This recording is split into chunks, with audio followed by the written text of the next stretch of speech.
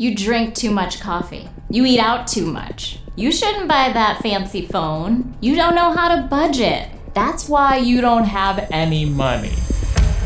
Maybe you've heard these reasons for why you're struggling to get by. People of color hear them all the time.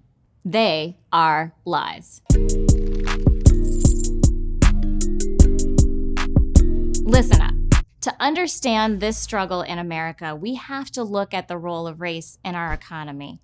For people of color in the US, the root of our financial insecurity stems from institutional racism and white supremacy that has existed since the founding of this country. Let's start with home ownership. Buying a house is supposed to be the way middle-class Americans build wealth.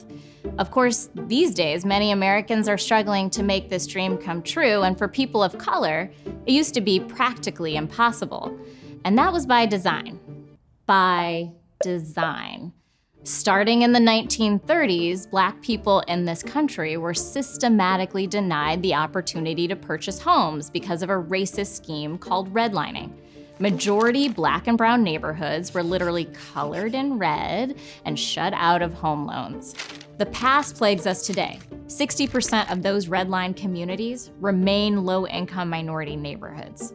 You've heard of subprime mortgages, right? Those products that wrecked the economy in 2008 and destroyed Black and Latino wealth? Well, they were generated during the redlining era. Housing is just one bit of institutional racism that hinders the ability of people of color to build wealth. That's to say nothing of slavery and Jim Crow laws, which led us to mass incarceration. But we'll get to that in a minute. Let me catch you up. So, acknowledging that the past was rigged, we can better understand our present. And in the present, the racial wealth gap is enormous. And when I say wealth, we're not talking about being rich. Wealth is what you own, your house, car, savings, or business, minus what you owe. Credit card debt, student loan debt, fines, etc. Getting things you can own, like a house or something that grows in value over time, like education, is often a result of what your parents are able to help you with. And in the case of many people of color, our parents aren't able to contribute much financially, if at all.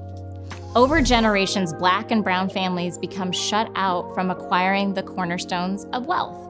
And that's how we get situations like this today. Listen to this. For every $100 in white family wealth, Black families hold just $5.04. Another one. Even when Black and Latinx households earn a solidly middle-class income, they accrue just a fraction of the wealth of white households. Black and Latinx families headed by a college graduate have less wealth than families headed by white high school dropouts. And this one is unreal. By the middle of this century, Black and Latinx median household wealth will nearly be zero. Hopefully you're starting to understand how shaming people, especially people of color, for a cup of coffee or a nice dinner out is ludicrous. It's time for a reckoning. But that is not what is happening. Policymakers and wealthy corporations are doubling down on inequality. Look no further than the 2017 Tax Cuts and Jobs Act. According to one study, on average, white households received an estimated $2,020 in cuts, while Latinx households received just $970, and Black households received $840. Shameful.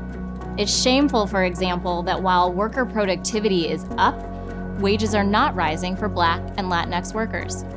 And remember when I mentioned mass incarceration? It is yet another profit-driven, predatory system that strips savings and earnings from people of color. We make up 67% of the prison population, despite only being 37% of the US population.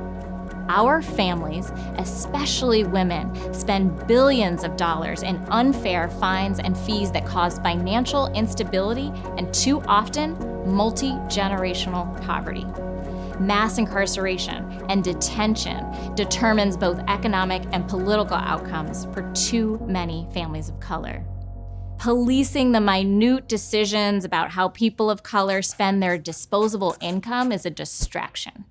It's a distraction from the systems of injustice we have collectively and historically created and continue to perpetuate. You have the power to bring truth to light. You know the real story, so write it. Tell someone, tell us. We know that in order to have survived in a country we've been told is not ours, people of color have been and continue to be resilient, entrepreneurial, and deserving. Tell us your story of resilience. Tell your policymakers. Press candidates to tell you what they are doing to upend racial wealth inequality. And make it easier for you to pay that next bill, to afford healthcare and a home, to send your kids to college, to save for retirement. Tell them you deserve no less than a robust plan that rewrites our future stories. Briefly, how did it feel to do a video with us? It was great. This is such an important topic that everyone needs to focus on. We just have to keep talking and telling the truth about what's happening. Well, education, truth-telling, particularly at this time in our nation's history, could not be more important. Agreed. What other lies are you sick of hearing when it comes to this issue? Go ahead and let us know in the comments. And if you found this video informative, please also check out our video on why we need a wealth tax. Thank you for watching, and please subscribe to this channel for more videos like this one.